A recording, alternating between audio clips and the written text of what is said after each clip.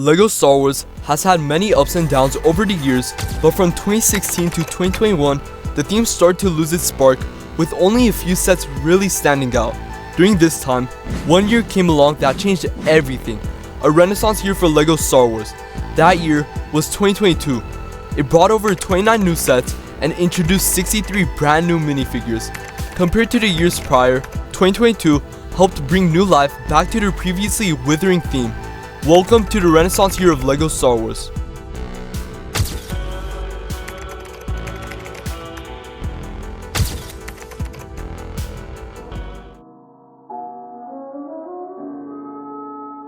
The winter 2022 LEGO Star Wars wave was smaller than its predecessors, but still had 6 sets. 3 were standard sets, 2 were minifigure packs, and 1 was a small poly bag. Most of these sets were based on the Battle of Hoth. It was nice to see sets that included both the Imperial and Rebel sides on this planet, especially since we haven't seen many Hoth sets since 2016. One of the most exciting parts of this wave was the debut of Star Wars minifigure packs. One pack came with Phase 1 clone troopers from Attack of the Clones, which hadn't really shown up in sets since 2018, and the last time they were prominent was in 2013. The other pack brought back Hoth Rebel troopers, which went well with the Snowtrooper battle pack. The Snowtrooper battle pack was also a highlight because it made it much easier and cheaper for fans to collect Snowtroopers, and it also came with decent builds and a unique Scout Trooper. At the same time, from December 2021 to February 2022, the Book of Boba Fett was airing. Even though the show got mixed reviews, LEGO released a few sets based on it. In spring 2022, they launched Boba Fett's Palace, the first big set tied to the show. Along with it came 3 helmet sets and 1 regular set based on the Mandalorian TV series. Even though the start of 2022 felt a little quiet for LEGO Star Wars, it built up to something much more substantial. The May the 4th wave of 2022 was notably strong and stood out from previous years in several ways. Things kicked off in early April with the long-awaited release of LEGO Star Wars The Skywalker Saga video game. Alongside the game, fans were treated to an exclusive Blue Milk Luke minifigure, which was a fun and quirky promo. Then in late April, LEGO unexpectedly dropped the Republic fighter tank. While the build itself was a bit chunky, the set gained major attention thanks to its minifigures. It featured 187th Legion clone troopers and a unique Mace Windu minifigure with detailed arm printing. Despite its flaws, the set was praised for its originality, and it fit in nicely with the growing lineup of Clone Wars era sets on shelves. By the time May the 4th arrived, LEGO had a powerful lineup ready. The 2022 wave introduced a new direction with the debut of diorama sets, which received positive feedback for their display quality and nostalgic focus. 3 dioramas were released, being the Death Star Trench Run and the Trash Compactor, which were from A New Hope, and the Dagobah Jedi Training from The Empire Strikes Back. These sets were aimed at older fans and collectors, offering stylish builds perfect for display. The UCS release for this season was perhaps the most controversial, being Luke Skywalker's Landspeeder. While many questioned the choice, it featured a highly detailed build and a unique C-3PO minifigure with dual molded legs and arm printing, earning appreciation for its quality.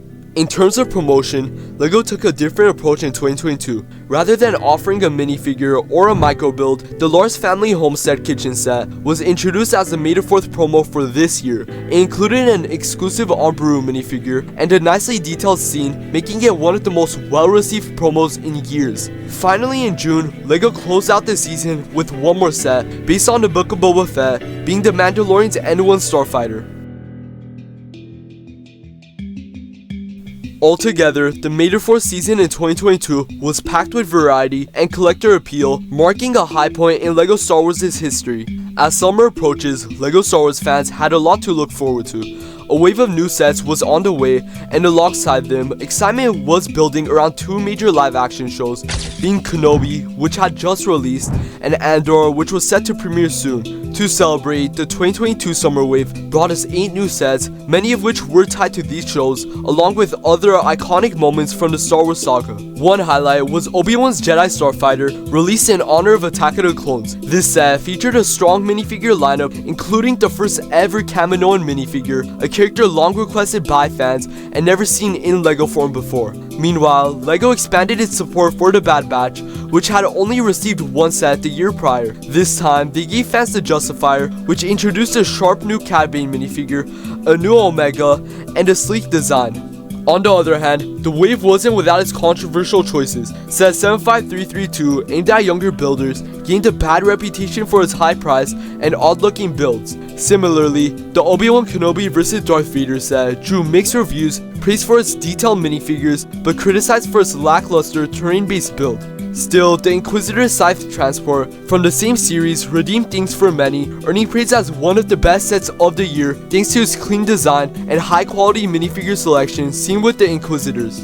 From the Andor series, LEGO released Ambush on Ferrix. Though this set was seen as overpriced, it was still appreciated for capturing a moment from the new show. Setting those aside, two standout sets from this wave had a major impact on the LEGO Star Wars theme moving forward. First, the buildable BD-1 droid may have seemed minor at a glance, but symbolized something much bigger. It was the first set to ever reference Jedi Fallen Order, a game that LEGO had previously avoided due to its mature tone. Its release hinted at a shift in LEGO's stance, a hint that proved true when Cal Kestis finally appeared as a minifigure in 2024's Imperial Star Destroyer set. But perhaps the most important and talked about release was the ATTE Walker. This set was monumental not just for its excellent design and long-awaited inclusion of Phase 2 Commander Cody, but for its introduction of a new, controversial feature being helmet holes. Even though these allowed for more customization for Phase 2 clones, many fans criticized the look and questioned their necessity. Still, this change has since become a defining trait of modern clone trooper figures and sparked a major discussion across the fanbase. As the year drew to a close, LEGO released two more notable sets. The 2022 Advent Calendar was themed around the LEGO Star Wars Summer Vacation Special and featured fun, seasonal minifigures. Lastly, LEGO capped off this year with one of the most impressive UCS models to date, being the Razor Crest. This massive and detailed set brought several new minifigures, a fully designed interior, and cemented itself as one of the most beloved UCS sets in recent memories.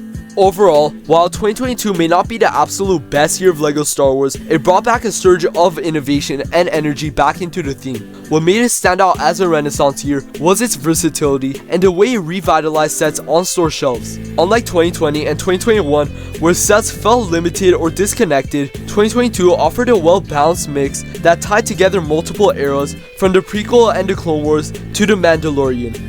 It created a more cohesive and collectible lineup. The introduction of helmet holes on clone troopers, though controversial, also marked a shift in how LEGO approaches figure customization, setting the stage for new designs. With its balance of nostalgia, innovation, and broad appeal across the Star Wars timeline, 2022 became a revolutionary year that reignited interest in LEGO Star Wars and helped redefine its future.